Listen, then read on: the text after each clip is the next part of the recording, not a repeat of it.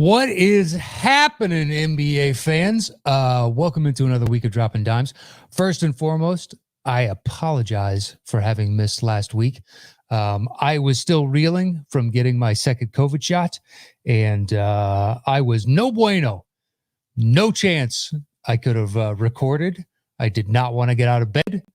So instead of giving you a half-ass show, I gave you no show at all. All right. But that being said, sorry, a little something in my teeth there. Today we're here to talk about the play-in games from last night and look forward to or look towards tonight's doubleheader. We will start with the first ever NBA play-in game between the Indiana Pacers and the Charlotte Hornets. And, man, Indiana just came out guns blazing. Doug McDermott was on fire, just flat out on fire. So much so that once he finally missed from three, that heat check one at the top of the key, it looked like a bad shot. His feet didn't look properly set, like he wasn't squared to the basket. And yet he had been so money in the bank that part of me, upon seeing him jump up for that, I was like, that doesn't look like it's going in. But he'd been so on fire. You're like, but you never know. Let's see what happens here. There's the fallacy of the hot hand, and yet actually now there's some analysis has been done on that to dispute the fallacy of the hot hand, which there is actually technically a hot hand. It really comes down to situations like that with McDermott last night, where when a player is hot, they end up taking more and more ridiculous shots, which evens out their percentage overall. But they have been making more, and they may, in fact, actually have a hot hand. So anyway, the Pacers just came out guns blazing. They took a lead in the first. They never relinquished that lead. They had complete command and control of the game from start to finish. As the announcers were pointing out during the game, it didn't look like, the Hornets had really showed up to play. I mean, they were trying to sell it like, that it was still anybody's game on some level for a while there. But the Pacers, just methodical. I think the encapsulation of the game was Sabonis himself. He starts off just slow from the field. He heated up in the second half, but in the first half, I mean, he's not putting in any points to really help the team, and yet they're up by double digits. They're getting incredible production from McDermott, from Brissett, and they were doing all the little things. And the reason I say that Sabonis is a great example of what they were doing, the Pacers as a whole, he was still getting rebounds. He was still dishing assists. He was doing everything he could to help the team. Just buckets weren't falling. What are you going to do? So instead of getting down on myself about the fact that I'm not contributing to the point total, I can do other things. And, the Pacers it was impressive to watch, but the Hornets were like, did you want Brissett to back cut on the baseline and get an easy dunk? No problem. We'll help you out with that. Oh, you want to have McDermott flash to the middle and Sabonis find him for a little floater in the lane? No problem. Or Justin Holiday? No problem. It was the Pacers were back cutting, setting screens, and then you put like McConnell in there, who got 4 steals in the game, doing what McConnell does, a little spark plug, and they fought with an intensity that you would anticipate in a win or go home type of game, whereas the Hornets just kind of looked slightly out of it. They had, players who seemed like they showed up. Washington seemed like he was kind of tuned in. Miles Bridges seemed like he was somewhat tuned in. Terry Rozier did not have a good game. And, when you're taking 20 shots and you shoot 35% and 0 of 9 from 3, that's going to kill you. And I think that's the biggest difference in both the games. One team shot well from 3, one team did not. And in the Celtics case, it's really 2 guys shot well from 3 and the rest of the team did not shoot well at all, which dragged down the overall shooting percentage. But anyway, we'll get to them in a second. But the Hornets just, I don't know. They didn't look like that they were mentally checked in to the game, like watching it. And I will say this, as others pointed out on Twitter, man, it had to be Spiro on the announcing team. Dude, you got to back that mic off just a little bit. Just hearing you breathe after a sentence, it sounded like you were gasping for air. I don't know if you've had COVID. I hope that's not the case. Or if you did, you've gotten over it. I don't know Spiro Didas's health. And I'm assuming it was him because it lined up with, he finishes a sentence or is getting ready to start a sentence. And you just heard this. It was, I took my headphones off at one point and was just watching it on silent, which was fine. I mean, the game was lopsided, but it was a little bit much at times. But yeah, the Pacers look like they understand the urgency of the situation overall and potentially, will bring that intensity into the next game against the Washington Wizards. So Jeremy Bauer says, man, did I miss dropping dimes last week? I apologize, man. I had the chills. I had just gotten over the nausea from the second COVID shot. Moderna, guys, it kicked my butt, but it's worth it. I have less than 1 week and then my body has made enough antibodies and I can go out into the world maskless if I so choose, although I will still wear a mask, but what are you going to do? Jake Cleveland said, I think the Hornets really missed Hayward. No doubt. They really missed, because I think Hayward would have understood the urgency. The guys, played in the playoffs in some high leverage moments, which outside of Terry Rozier, they don't really have anybody that's got experience within the playoffs. And I don't know if that was why. Because on the flip side of that, the Pacers haven't been in a ton of high leverage moments, but they played like they understood. I mean, it's a March Madness type of atmosphere, man. You need to win to advance. And now they need to win again to advance once again, just to go in and play Philly in that opening round.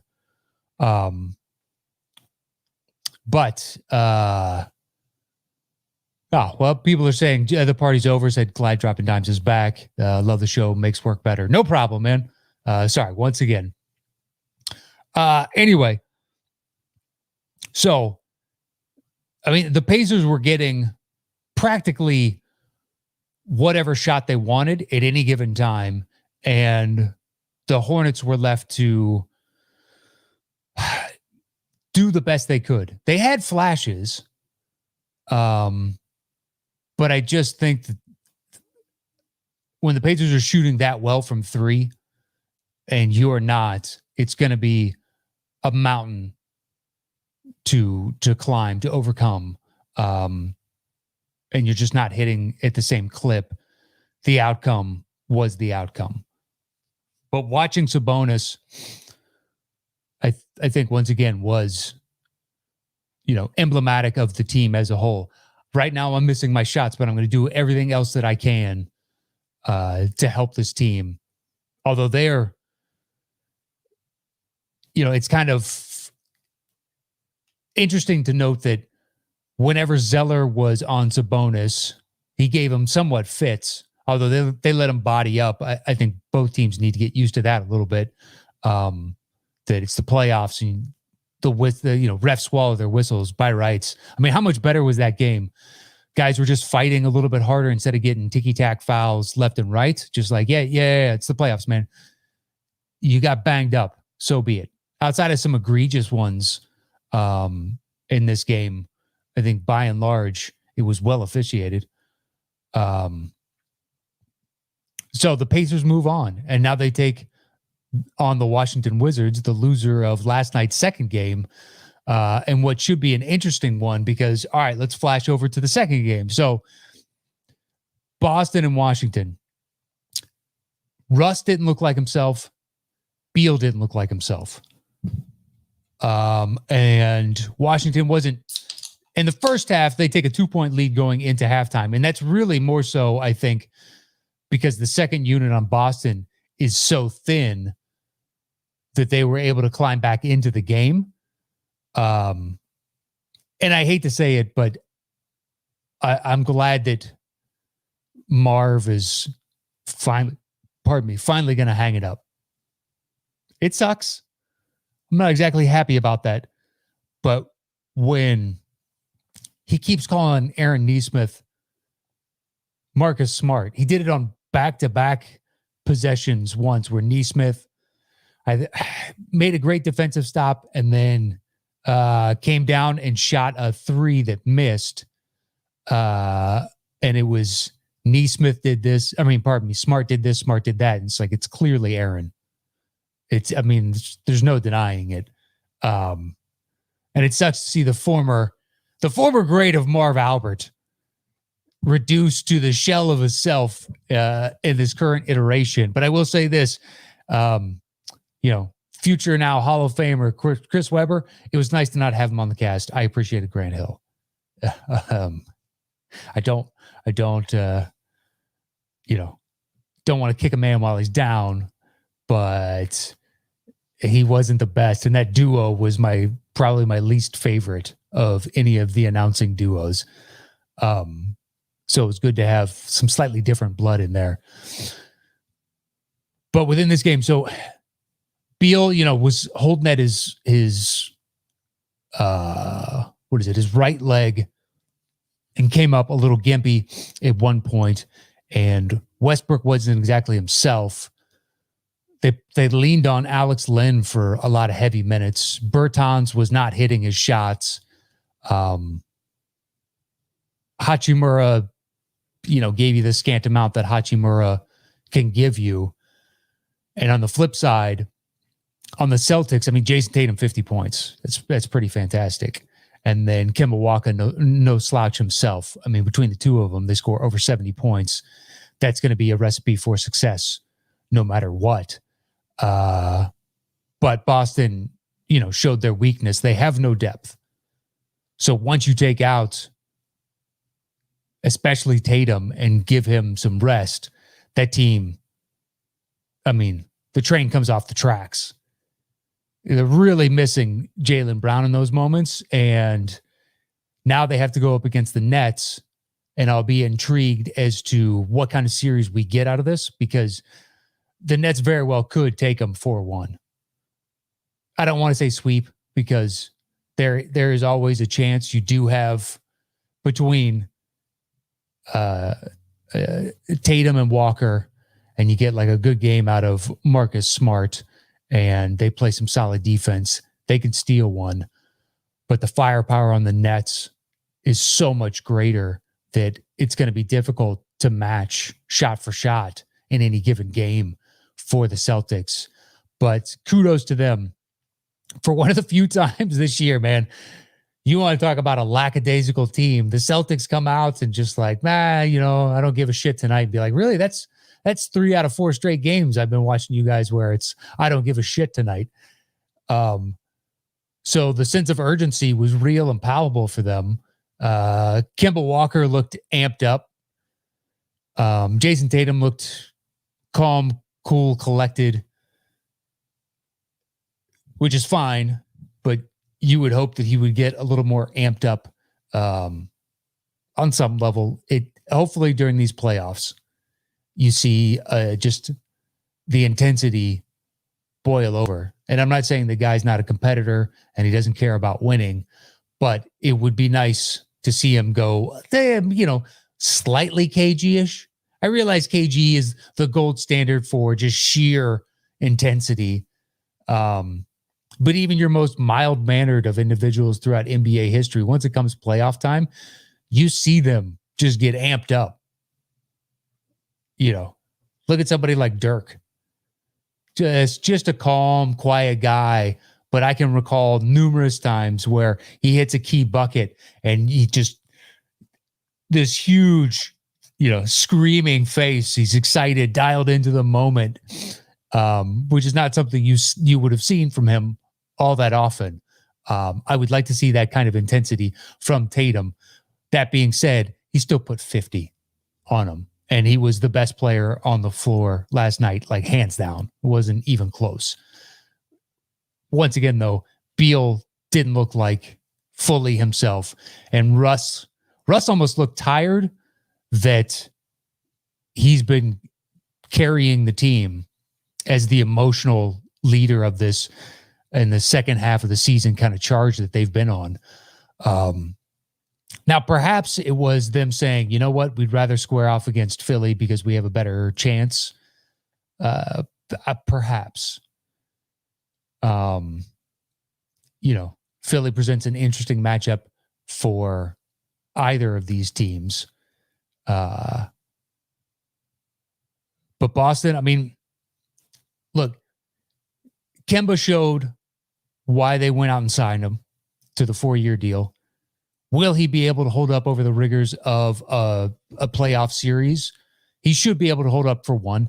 If they manage to make it past the Nets, which would be a Herculean task, I'm curious as to whether or not physically he'll be able to hold up beyond that.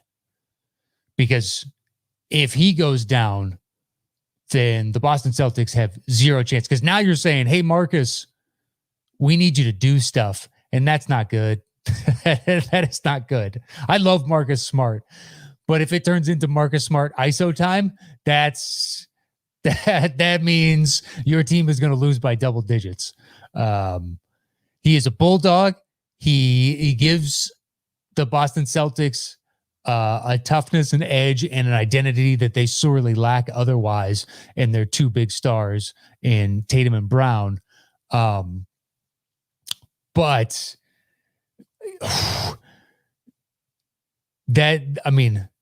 Kemba goes down, they're getting drummed out of the playoffs. And it's, say Kemba goes down in like game 2 or something.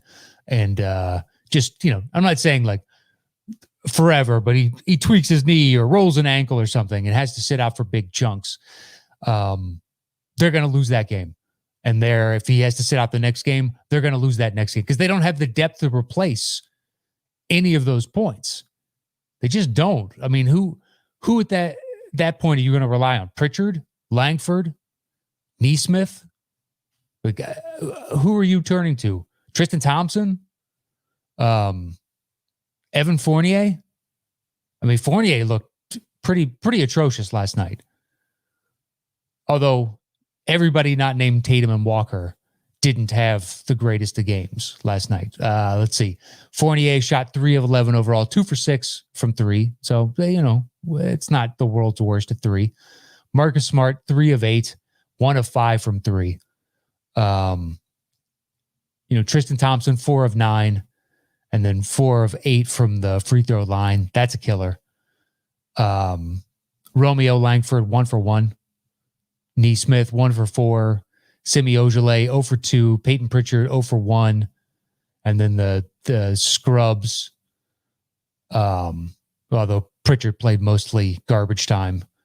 Carson Edwards, Grant Williams, Tremont Waters, playing scant minutes and even lesser production. But listen to that depth. They just don't have it. And what's weird is coming into this season, I liked the Celtics quite a bit. You did get a maturation from Tatum and Brown, but they just didn't have much of any heart this season. And they didn't seem to be pushing themselves all that hard. So a long series with the Nets, I do not envision. I'm going to be and say it's a gentleman's sweep is what I'm going to say. And the Nets take it 4-1. I'll give Boston one game, but very easily could be a sweep. And it just is what it is. I mean, Octane over in the chat asked if the Celtics have a chance against the Nets. I do not believe they have a chance in hell against the Nets. Whereas, like, say Washington wins against and then goes on to take on the Sixers, I could see them taking a game, 2 games, possibly from the Sixers. Like, there's a world in which you can conceive of that, especially if Westbrook and Beal both ball out and have a good game. That's entirely possible. And the Pacers, if they win and move on, well, Malcolm Brogdon looked good last night. It's good to see that, the minutes restriction they had him on. I think the announcer said the coaching staff was looking to do him in like 6-minute bursts or so and then sit him down, just try and get him into game shape. Between him and Sabonis, if Brissett can keep giving you stuff like this, McDermott has had a good season. They get LeVert back. They've got some interesting options to where it's not going to be just a full-on slaughter from Philly, because Philly's not the most high octane of offenses. Their defense is, solid as all hell. Between their wings in Thibault and Simmons, and then you got Embiid in the paint, and Dwight backing them up. They can play defense. They can also get relatively hot from the offensive side. But there is a world in which I could see either of those teams peeling off a couple games from them. It's possible. Whereas Celtics and Nets, I don't see it. Hugo Chavez says, calling it Celtics versus the Lakers in the finals. Let's get it. Look, if they manage to do that, then Tatum will have ascended to superstardom and potentially super duper stardom. And he's just putting up 45 a night every night. And he's flat out unstoppable, shooting 50, 40, 90. Although he went, 17-17 from the line last night? Little discrepancy there in the foul calls. Slightly favored, ever so slightly. The weird thing is, watching the game, they're giving you the updates of what he's shooting overall.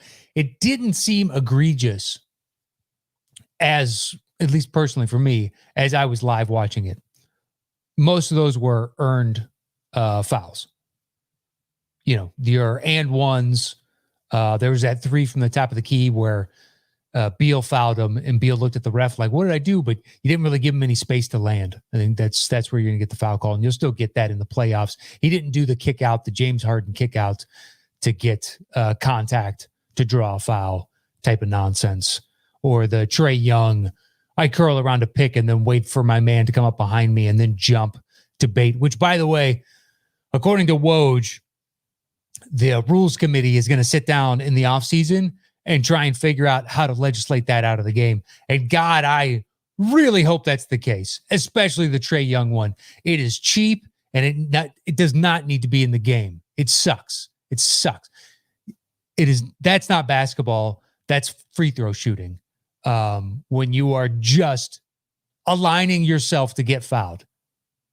You don't care if the shot goes in the slightest, except for potentially it means more points on the and one side, but you're not looking for a shot. I wouldn't mind it if he just did it like once a game, but when he's hunting for that shit, it is annoying as all hell. And I really hope, the Knicks don't fall prey to that in their series. All right. So moving on to, I'll answer a couple more.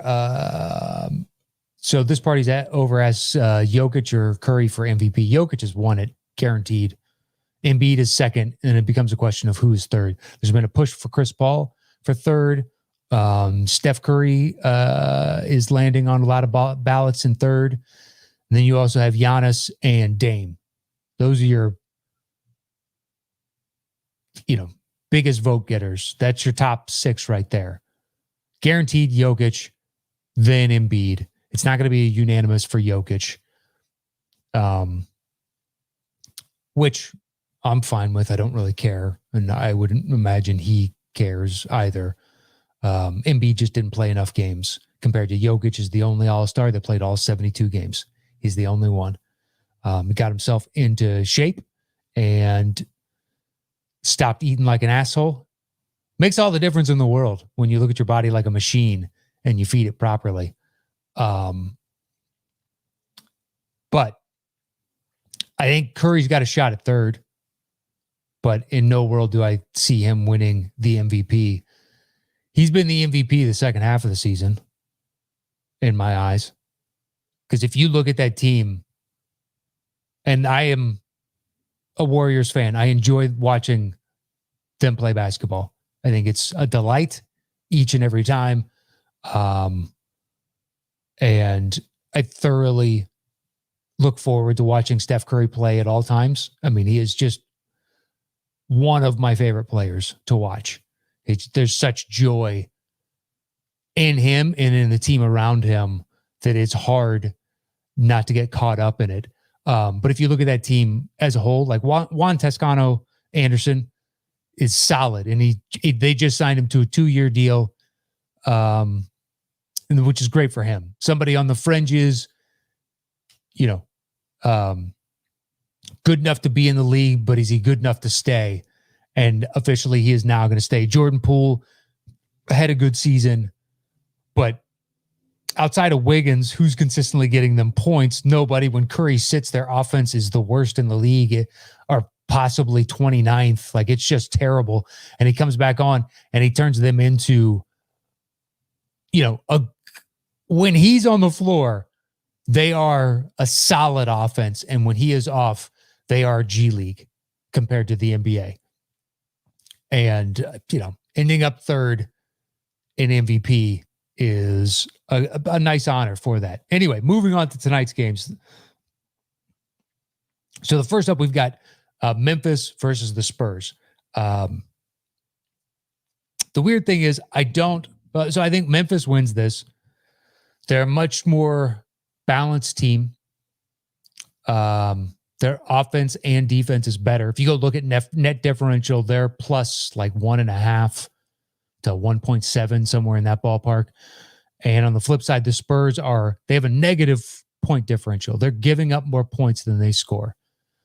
They barely eked in the West. Their record is indicative more so of an Eastern Conference team than it is a Western Conference team. And that is fully a knock on the Eastern Conference. As I wear my Bulls hat, the hat is the East. The East is just not as good.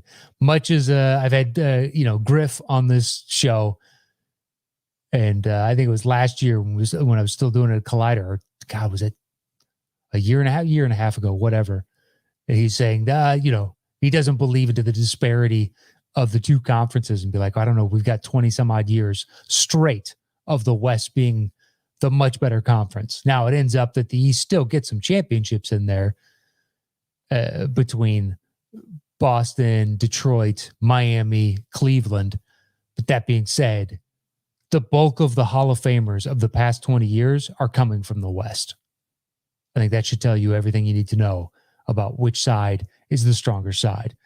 But so from that first game with Memphis and the Spurs, I mean, I just don't really know exactly what I'm going to get from the Spurs team.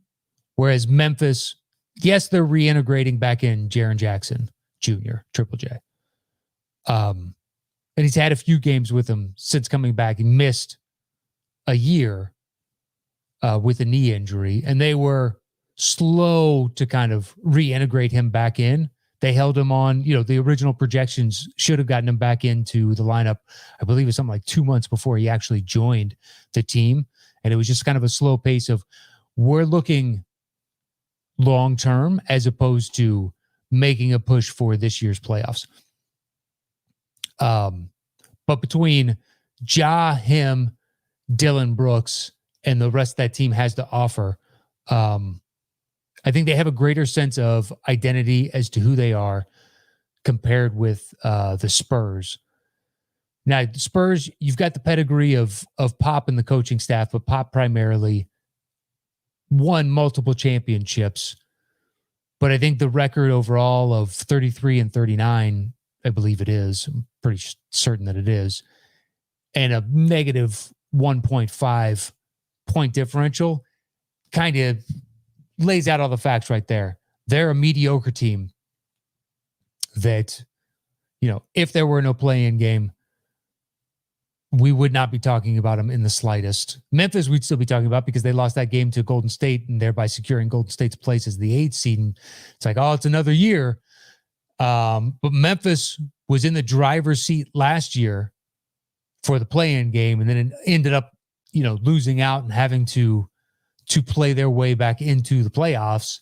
And will they be able to change that storyline? Do they have? I think they've got the motivation tonight. And we'll have the sense of urgency that I think Memphis is going to take it to them. And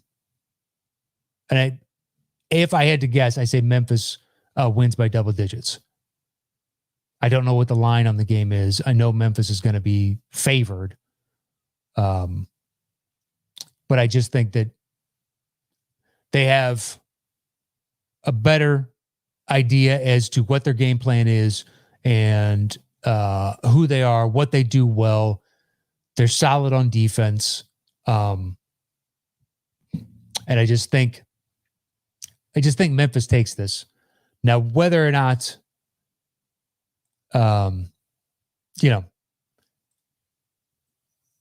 the biggest flaw for me within Memphis is the fact that Ja doesn't shoot from three all that often and shoots a mediocre percentage at that. So he needs to shoot from outside to keep the defense on the other side honest. Because if teams are just backing away going, go ahead. You so rarely shoot from three and don't shoot that high a percentage. At least he's willing to shoot. This isn't a Ben Simmons situation where he's never going to shoot from three. So you can stay 6 feet off of him unless you fear him getting ahead of steam as he runs to the basket. But you need to shoot from out there to keep defense honest and not clog up the lane. So you still have the driving options and whatnot around him to free up space. So you can get Valanciunas cooking down low or Jaren Jackson, although Jaren Jackson is more than willing to shoot from three as well. But to just free up the interior, driving lanes for other guys. If your defender is going to be able to collapse down in, it's just going to congest passing lanes, driving lanes, and throw a monkey wrench into your overall offensive game plan. So hopefully Ja, takes some shots from outside, hits a couple of them, and then thereby makes his defender pull out to the 3-point line. And then it just opens up the fluidity of the offense as a whole. And I have my rooting interest in this is I would prefer to see Memphis because Memphis has a core, and I want to see if this core can advance and do some things. Whereas I think the Spurs are still looking for their number one, and Memphis has theirs in Ja. And between Ja, Triple J, Dylan Brooks, just like there's 3 young, interesting guys, and potentially we're going to build around them, although they've got a Jaren Jackson Jr. extension discussion coming up in the very, very near future. And whether or not they're going to extend him, whether or not he's on the team after that, I would assume so. But if somebody swooped in and offered them an interesting trade package for him, I could see them doing it and pulling the trigger. So let's switch over to the game that we're all excited for when the NBA put forth And when you ask like players, are you fans of the play-in game? Every one of them basically gives a variation on the same answer, which is it's great so long as I'm not in it. And I do think that there needs to be a slight tweak to it where if you're the 7 seed, like Dallas was last year, and you're up by in the standings by a staggering amount of games, let's say 5 games, that's a lot of games, then there should be an automatic trigger where your place is set and now 9 plays 10 to eventually play 8 to determine who plays the number 1 overall seed. I think something like that. If within the standings you are buying like far and away better, then there shouldn't be this penalty for a team like that. But anyway, so when they created the play-in game, the first year ever, I can't imagine anybody thought, you know, it'd be great in this inaugural one is to have the Lakers play the Warriors. Potentially have to send home either LeBron or Curry. Now, it's not like the game earlier where loser goes home. Loser still has an opportunity to play their way into the 8 game, or the 8 seed rather, and take on Utah. But if I am either Golden State or the Lakers, I much prefer playing Phoenix, especially if I'm the Lakers, because Phoenix has no real answer for AD or LeBron. Whereas on the flip side, Utah's a tough matchup for the Lakers and for the Warriors, because the Warriors can't match up with all those various guys. Whereas with the Suns, at least it'd be interesting. I still favor the Suns. Suns over Warriors, yes. Suns, Lakers, that gets interesting. It's hard to bet against the Lakers. If it was Utah Lakers, I might actually hedge towards Utah because it's an opening round. They've gotten a little bit more rest. The Lakers are still reintegrating all these guys together. It is a LeBron team. We've seen him do this in the past. Be able to turn it on come playoff time, or reconfigure the entire team when need be. Like look at Kevin Love and Kyrie go down, and then suddenly they change their entire offensive game plan against the Warriors, and it just became everybody else rebound. LeBron is going to either post up or shoot a 3 or drive to the lane, and we're all just going to facilitate for him. But in this Lakers-Warriors game, I think all of us, those listening, those watching, would be pretty amazed if the Warriors won. Because look, the Warriors are a one-trick pony this season. It's Steph Curry. Now, Wiggins is still going to get you, he's steady Eddie. It's pretty impressive, man. He can play as many minutes as you need him to. He's fairly efficient overall. And next year, I'm looking forward to him, Clay, Wiseman with the training staff after an entire summer. And there's a 75% chance, or roughly, it's like 74 point something or other, that they get the T-Wolves pick. So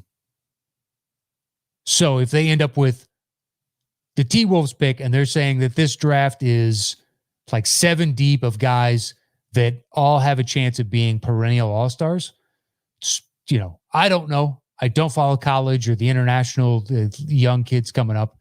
Yeah, I'll watch once it gets closer to draft time. Those, I'll watch some mixtapes and stuff like that, but that doesn't really give you a sense of who guys are or are not. That being said, I liked 3 guys coming into last year's draft after watching everybody's mixtapes or highlight reels or whatever the case you want to say. And I liked Wiseman a lot. I'd seen a lot of LaMelo, so I'm not counting him in this mix. But the 3 guys I liked Wiseman, I liked Obi Toppin, and I liked Pokashevsky. And all 3 of those have shown flashes, but none of them are great. And Anthony Edwards, I just didn't know exactly what you were going to get. And LaMelo, I was scared off by all the numbers coming out of the New Zealand league. Just pick and roll defense. He was the worst player in the league. And that's not a good sign when the NBA runs pick and roll nonstop. But anyway, so the Warriors could hypothetically end up with another player. And then you get Clay back, Wiseman, all that. So next year, I think the Warriors are going to be super interesting and a tough out. Tonight, it's okay. We're going to ball pressure on Curry as soon as he crosses half court.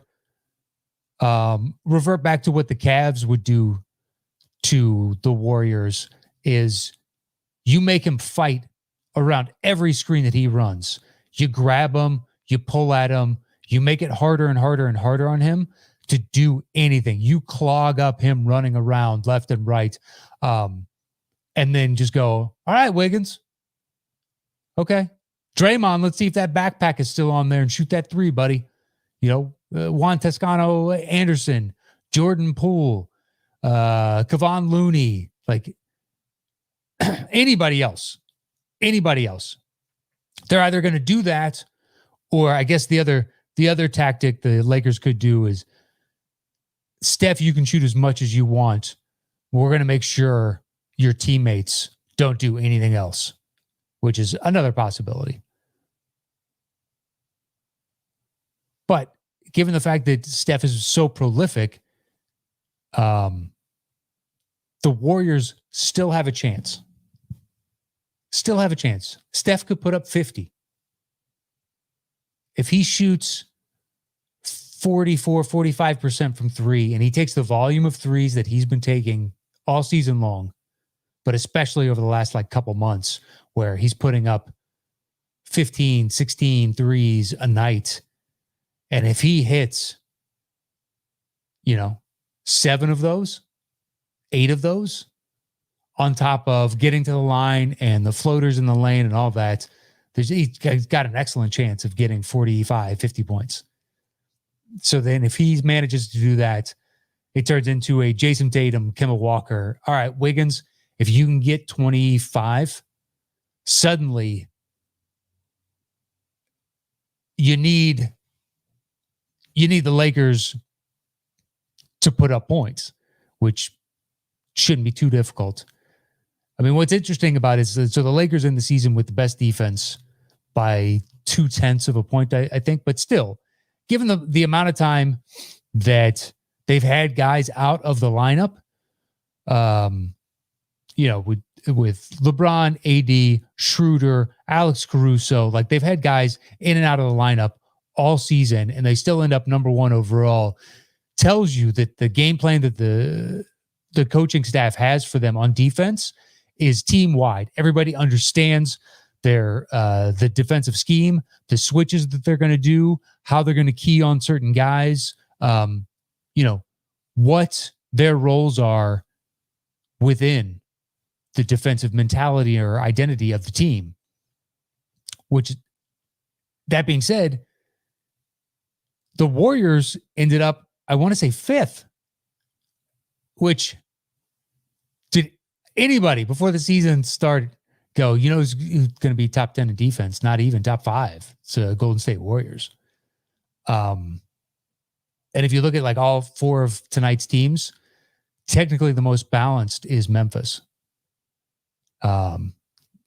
They're something like 15th in offense and top 10 in defense. I think they might be 7th in defense. Hold on, I can tell you in 2 seconds. Defensive rating, Memphis 7th. Lakers are 1st. Warriors are 5th. Memphis is 7th. Offensive rating, here's where we get into trouble. Lakers are 24th. The Warriors are 20th. So they kind of even each other out. That being said, it's apparently my phrase of the day. The Lakers have done that without big chunks of AD and LeBron and Schroeder. So I don't know if that offensive number is real for the Lakers, Whereas I believe the defensive number is real for both. So I would sit here tomorrow blown away if the Warriors won this. They just don't match up well with the Lakers. The Lakers have too much. I mean, Draymond is the Warriors' best defender. And I think on some media members' ballots, he's probably going to end up in the 2-3 range on Defensive Player of the Year, which I thought those days were long gone for Draymond. But if you watched him this year, it's like the two-man game between him and Steph is still a thing of beauty. I wish Clay was out there because if you have Clay and then Wiggins as fourth banana, they have more than enough scoring. And tonight's game would be much more interesting. I don't think the Warriors would have ended up in this position had you gotten a full season out of Clay, even if you gotten 75% of a season out of Clay. But I just think the Lakers have too much. But I would be watching completely riveted and fascinated. I can't wait to see it. And hopefully Draymond doesn't do some stupid bullshit where he gets himself a technical or tossed because he got too intense in the moment. It's always a possibility. I mean, on some level, if I was Vogel, I'd be telling like, hey, Morris, why don't you go in there and like, you know, just poke the bear. We can take fouls from you, but just get under his skin. And, you know, the Morris brothers have zero problem playing that role. Media have already asked Luka, like, oh, you're going to have to square off against Marcus Morris after last season's playoff dust-ups. And Luka, you know, gives one of the more diplomatic answers of basically, look, he's a competitor and he's going to come to compete. And I'm here for that. Like, okay, pretty sure that you remember what happened last year and you rightly think the guy's a prick. I would if I were him. And if I'm a Clippers fan, it's exactly what I want from him. Get under the skin of the best player on the other side. But Keefe for the Lakers, yeah, maybe we get Keefe in there and have him just be a dick. But anyway, so let's go over to the chat. Johnny Shoemaker says, who needs to have a bigger game tonight, AD or Curry? I think the Lakers bigs are going to have a good night and Curry will have at least 40, but Lakers will take it in the end. I mean, Curry's got to have those kind of numbers for them to have any sort of shot. Who's got to have a bigger game? Curry has to have a bigger game. Just because if AD doesn't, that's fine. They've got LeBron. They've got other guys down the line that can show up to fill in whatever missing points that AD doesn't really give the team. Whereas if Curry doesn't have a good game, where are we going to get those missing? Say Curry gets 18 points. Well, you need at least another 20 to have any kind of shot. So who exactly is it going to be on this team to do it? I do not know. So yeah, I think it's got to be. D-Train says, what are the chances the Nets will face the Knicks in the East Finals? I mean, that would be a lot of fun.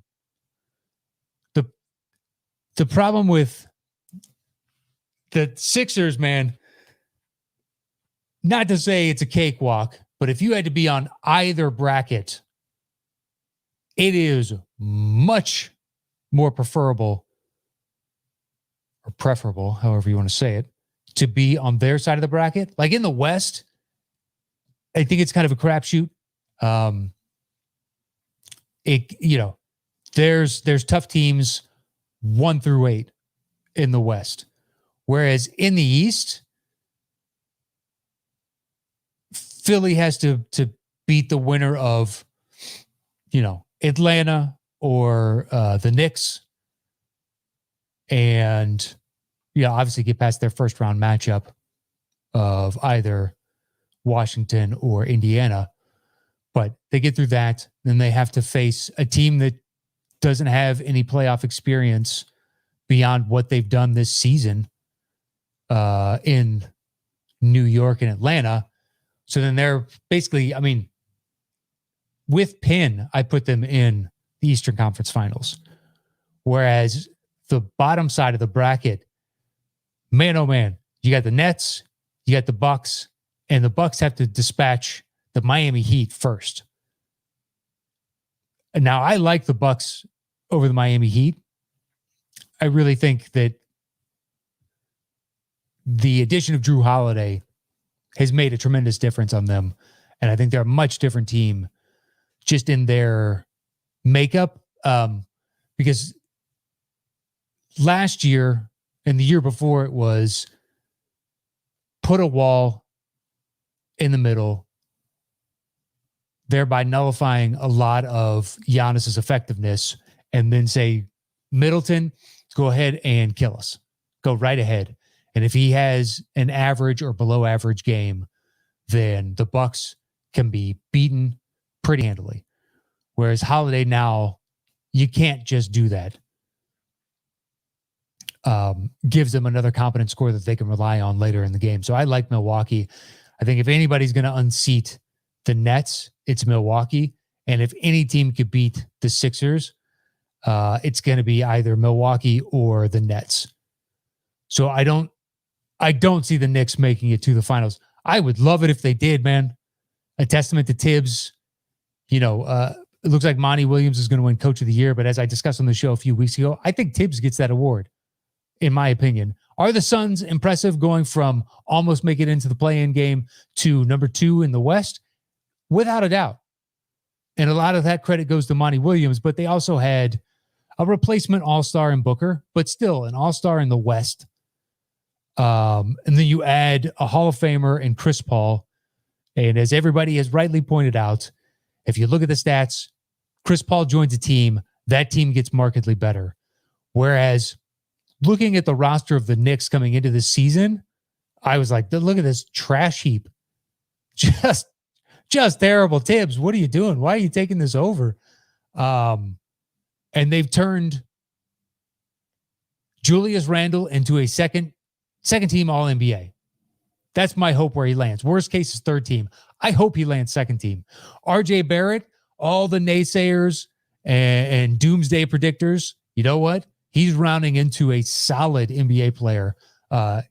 His averages, went up and under more volume and minutes too. And in pure Tibbs fashion, he rode his guys way too much. Randall and RJ Barrett. Randall ends up number 1 in minutes. Barrett, I think, is right at his nipping behind him. So I hope Tibbs doesn't do what he did in the past and just drive those guys in the ground because he plays them too many minutes in meaningless games, which is what he did to a lot of Bulls players. I love Tibbs, but resting guys just a little bit more. That's my only real qualm with Tibbs. Please get guys rest. So if you want long-term the health of this team, but I think getting this kind of production, I mean, they end up as one of the top seeds in the East. The New York Knicks end up in the 4th spot in the East. In no world did I envision that. I had Phoenix making the playoffs. I did not have the Knicks making the playoffs at the start of the season. So I don't think the Knicks can beat Philly in a best of 7. I think that they could beat Atlanta, but within that series, I favor Atlanta just because they have more firepower. But I hope I'm wrong. I'm pulling for the Knicks.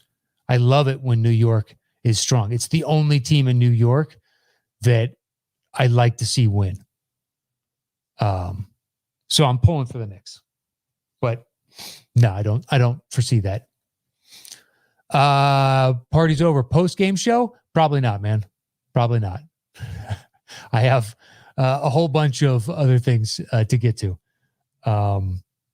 But I like the enthusiasm. This party's over. I will be watching both. Maybe we should set up like a Discord app or something for these games, and we could shoot the breeze because I watch them on my laptop. with headphones on while my wife watches TV right behind me. she's not happy about it too. I told her like a week ago, I was like, hey, heads up, starting Tuesday, it's NBA playoff time. And I'm not going to be watching TV with you at night anymore for the next, it's going to be a while. It's going to be a while. So then when Tuesday rolled around, she's like, what do you want to do today? Tuesday's one of her days off. And I was like, well, as mentioned a week previous, starting at, 3:00 today, I'm watching basketball all day, and Wednesday as well, and Thursday and Friday. And basically I'm just disappearing on you. So it's basketball time. So I'm looking forward to tonight's 2 games. Well, this party's over. Is all jazzed about a Discord for this. You know what? If there's enough, so there's one.